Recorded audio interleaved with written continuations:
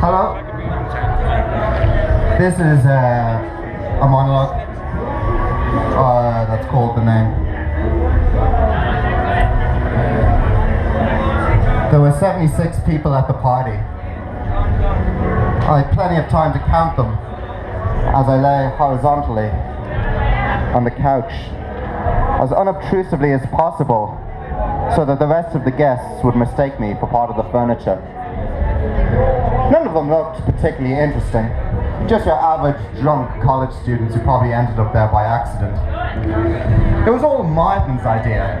Apparently we didn't entertain enough. They all looked sufficiently entertained at this point in time by some Lady Gaga song that was playing in the background and were gyrating their hips unconvincingly to the beat.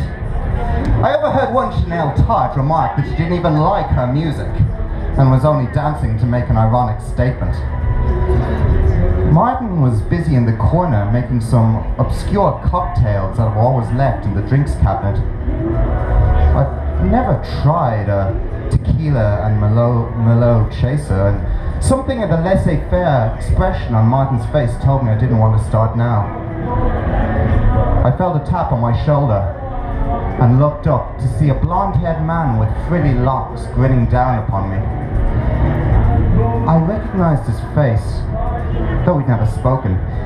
He'd shared a couple of lectures with Martin and apparently had scored some degree of success with some indie band I'd never heard of. I stared vacantly at the ceiling, in no mood for small talk, in the hopes that he'd think I was wired on ketamine and leave me alone. Instead, he sat down on the arm of the couch, chopping several strands of my hair underneath his eyes. He told me that he recognized me as Martin's roommate and asked me my name. Zephram Gray, I replied, not bothering to return the question. He clenched his buttocks, further constricting my hair. My name often has that effect on people. I've never been a big fan of it myself, but then again, I tend to float outside the realm of mainstream taste. He began dribbling out nonsense about the potential of a name like that, and had I ever considered a career in rock and roll? He was in a band, didn't I know, and a name like that would surely get him into the top 10. He slowly withdrew his wallet and took out 2 €100 notes from it. I'll buy it from you.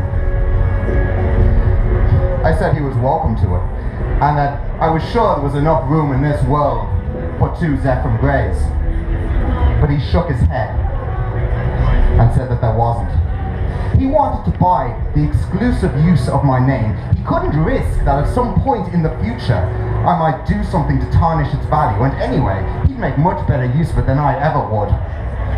I couldn't argue with his logic, and after deciding that €200 would buy me an ample supply of ketamine, I accepted his offer.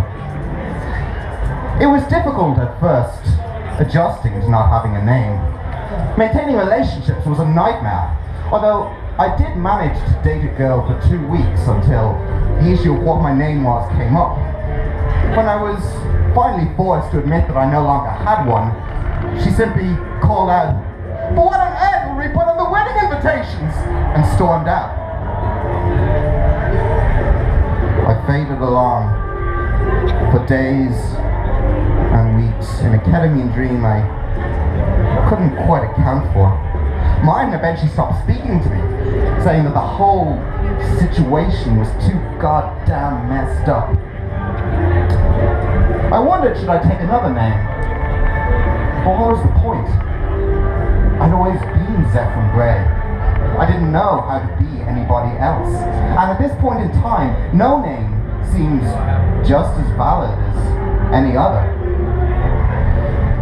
The whole situation got increasingly bizarre when the name Zephram Gray began appearing in regular intervals in the tabloids in relation to stories of decadent orgies and the re-deflowering of born-again virgins. I spent long afternoons on the telephone to my mother, explaining to her that I was not Zephram Gray, and I'd never even been to an orgy. The first part, she believed. believed, but the second took more convincing. I became increasingly annoyed. I felt like a crusader, returned from war, to find himself locked out of his own palace. I tried telephoning Zephyr to come to some sort of timeshare arrangement, seasonal perhaps, but each time I was directed to his answering machine. Hello, this is Zephyr Gray.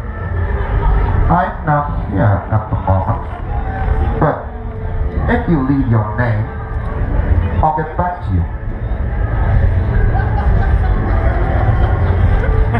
I can't remember exactly when it was that two of Andy's hired help came to my door, looking for a considerable amount of money that I apparently owed Andy for some ketamine that I bought several months before.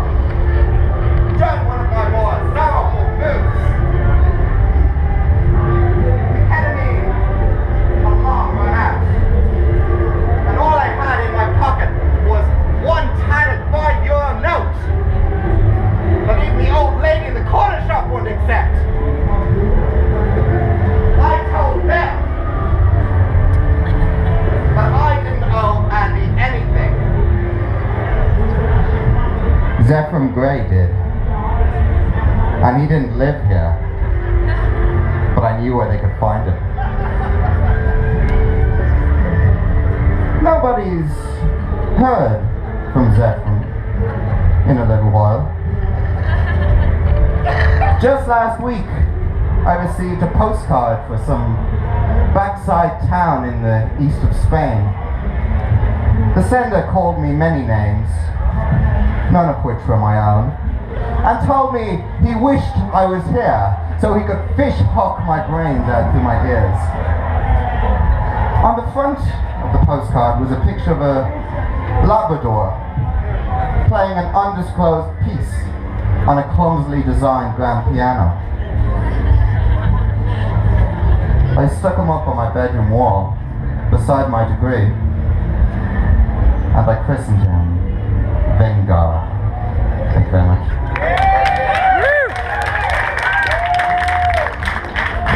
Not Zephyr Gray, but Hugh